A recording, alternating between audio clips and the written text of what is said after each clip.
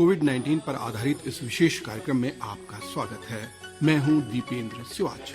आज इस कार्यक्रम में मुलाकात श्री चंद्रगुप्त विक्रम से।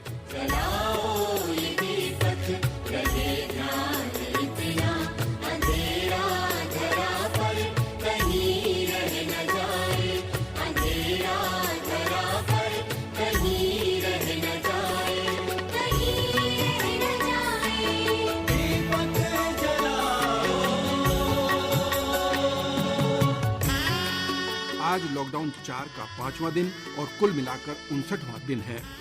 अब धीरे धीरे अनेक क्षेत्रों में ढील दी जा रही है और जिंदगी भी अब पटरी पर लौट रही है, भले ही धीरे धीरे सही। खतरा अभी टला नहीं है, वो बरकरार है, बल्कि और ज्यादा है। अभी भी लोगों की परेशानियां खत्म नहीं हुई हैं, तो उनकी मदद के लिए उठे हाथ भी अभी थमे नहीं है। पिछले 2 महीनों में बहुत से लोगों ने परेशानी के वक्त लोगों की आगे बढ़कर सहायता की। अपने इस कार्यक्रम के माध्यम से हम लगातार ऐसे लोगों से आपकी मुलाकात कराते रहे हैं जो कोरोना वायरस की इस वैश्विक महामारी में संकट से घिरे लोगों की मदद के लिए आगे आए और उनकी मदद और सेवा की। आज भी हम आपकी मुलाकात एक ऐसे ही कोरोना वॉरियर से करा रहे हैं जो पिछले 2 महीने से लगातार लोगों की मदद कर रहे हैं अपनी संस्था के माध्यम से। आप हैं भारत विकास परिषद के प्रांतीय अध्यक्ष श्री चंद्रगुप्त विक्रम। तो आइए मिलते हैं श्री चंद्रगुप्त विक्रम से।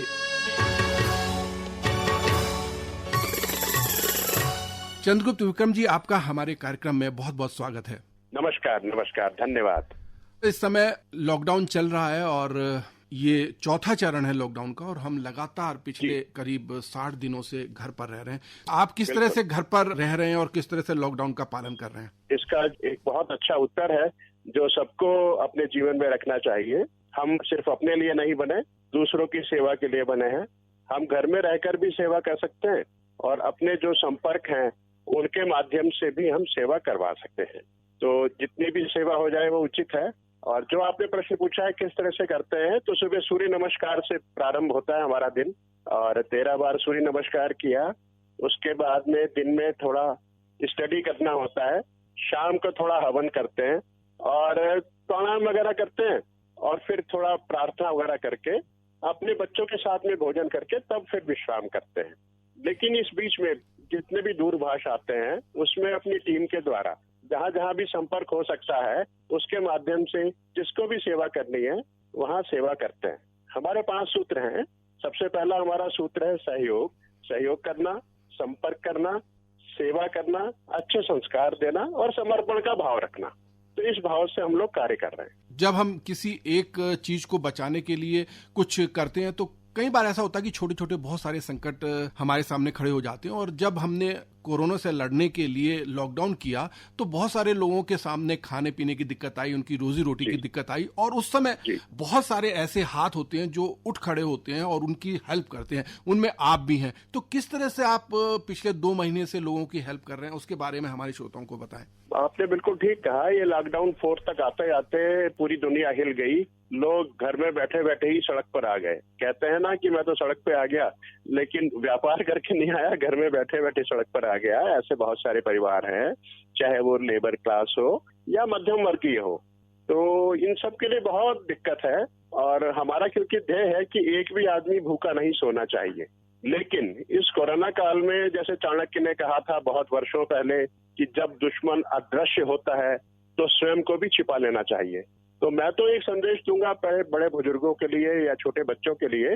10 साल से छोटे बच्चे, 55 साल से बड़े बुजुर्ग घर से बिल्कुल ना निकलें। लेकिन अगर मजबूरी है तो साथ में सोशल डिस्टेंसिंग मेंटेन करके निकल सकते हैं।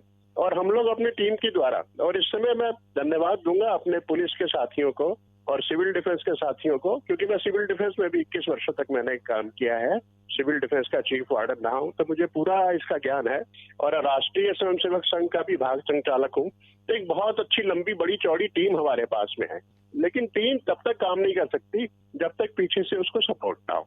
तो हमारे पास बहुत सारे ऐसे लोग हैं।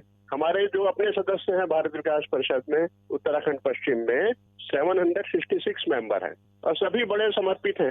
चाहे वो पीएम केयर की बात हो मुख्यमंत्री सहायता कोष की बात हो, सब जगह तो पैसे दे ही रहे हैं, लेकिन बना बनाया भोजन देना, एक इसका बहुत उपकार किया हमारे लोगों ने। और अपने घर में किचन बनवा के, घर वालों के द्वारा भोजन बनवा कर और रोज उसका बांटना, इस कर्फ्यू जैसे माहौल में एक बहुत बड़ी बात थी और हम लोग उसको अचीव कर पाए। इसके अलावा और भी जैसे भोजन के जो अनाज के पैकेट हैं या मास्क हैं या और सैनिटाइजर हैं, इस तरह के काम भी आपने? देखिए, ऐसा है कि मास्क अनगिनत बांटे गए और सैनिटाइजर भी बहुत दिया गया। लोगों का ध्यान भी, अवेयरनेस कार्यक्रम भी हमारे टीम द्वारा चलाए गए। अनगिनत कार्य हैं। मास्क के बिना तो हमने छोड़ा ही नहीं किसी को, चाहे वो पुलिसकर्मी हो, सड़क पर चलता हुआ आम आदमी हो, झुग्गी झोपड़ी वाला हो।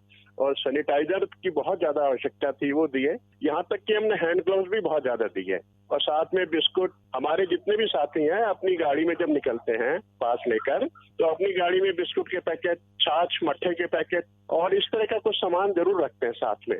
जो हमारे ये कोरोना वॉरियर्स हैं, इनको भी तो आवश्यकता हो सकती है, तो इनके लिए भी सामान रखा है। और झुग्गी झोपड़ी में जाके पता कराया। और इस बार ये सबसे अच्छी बात रही कि पुलिस ने बहुत सहयोग दिया। पुलिस के माध्यम से जो सूचियां बनी है, तो इस तरह ओवरलैप नहीं हुआ, क्योंकि शुरू में सूचनाएं आ रही थी कि लोगों ने घर में बहुत राशन भर लिया, मिसयूज हो रहा है। लेकिन जब बीच में लगी तो लोगों ने उतना ही लिया जितनी आवश्यकता थी।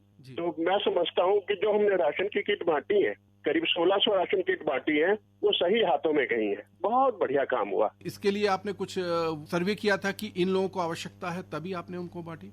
बिल्कुल बिल्कुल। हमारा जैसे देहरादून में हमारा भी संगठन है, तो हम लोगों ने उसको 17 पार्ट में बांटा था। उस हर पार्ट को हम एक नगर बताते हैं। जैसे घंटाघर के आसपास वाले को हमारा केशव नगर नाम है, और राजपुर रोड पर जिधर ग्रेट वैली होटल है उसका नाम आगे माधव नगर है। तो इस तरह से अलग अलग हमने नगरों के नाम देकर, वहां पर हर नगर में करीब 15 हमारे स्वयंसेवक होते हैं, और उन स्वयंसेवकों के माध्यम से लिस्ट बनाई।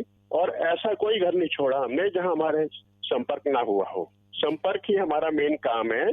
और हम लोगों ने यहाँ तक भी किया कि अगर किसी को दूध की आवश्यकता है तो दूध भी पहुंचाए। जैसे जैन धर्मशाला में कुछ ऐसी फैमिली आई हुई है, उनको बहुत परेशानी थी, उनके पास बच्चे थे, जैन धर्मशाला की तरफ से खाना भी उन्हें मिल रहा था, लेकिन छोटे छोटे बच्चों को दूध नहीं मिल पा रहा था। तो हमारे स्वयंसेवकों ने दूध उपलब्ध कराया हमको। एक बहुत अच्छा काम हुआ। हमारी टीम ने बहुत अच्छा काम किया। और ये काम आप अभी भी कर रहे हैं और अभी भी इस तरह की सहायता चल रही है?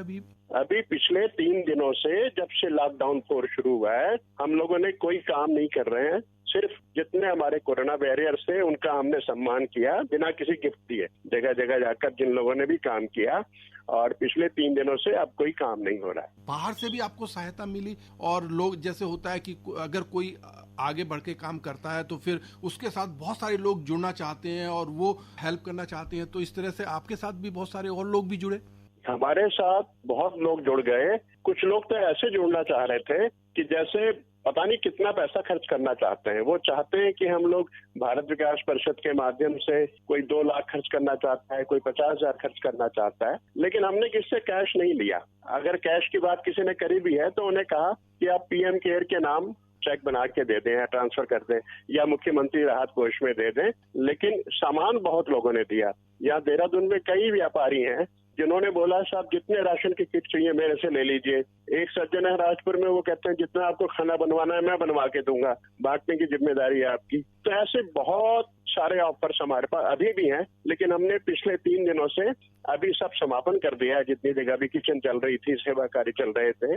और मैं समझता हूँ अभी कोई बहुत इतनी इमरजेंसी नहीं है कहीं पर कि लोग भूखे हों। अगर कहीं भूखे हैं भी तो मैं आपके माध्यम से चाहूंगा कि हमारे नंबर पर अगर कोई सूचना देगा तो 2 घंटे के अंदर हमारे व्यक्ति वहां पहुंच जाते हैं। हमने अपने पिछले 3 दिनों में अपनी स्ट्रेटेजी, कार्य करने का तरीका थोड़ा बदल दिया है।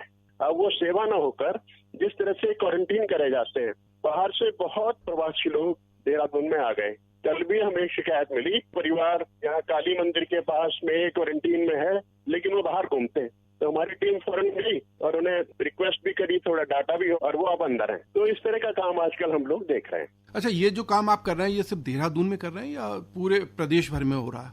देखिए, देहरादून के अलावा हमारे पास उत्तराखंड पश्चिम में जो पूरा गढ़वाल क्षेत्र है उसमें 7 जिले हैं जिनका मैं अध्यक्ष हूँ। इसी तरह से जो इसका पूर्वी पार्ट है वहाँ दूसरे अध्यक्ष हैं वो भी कर रहे हैं।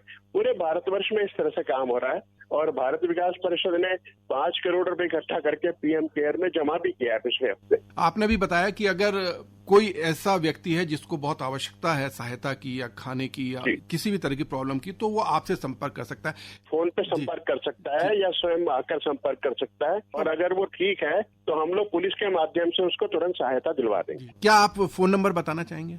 9358, मैं रिपीट कर रहा हूँ, 9358103483। 24 घंटे कभी भी कर सकते हैं और किसी भी तरह की असुविधा हो, चाहे उनका कोई भी काम हो, चाहे उन्हें अपने घर आना जाना हो, दवाई लानी हो, बैंक का काम हो, हमारी टीम साथ जाएगी, वो आपको मदद करेगी।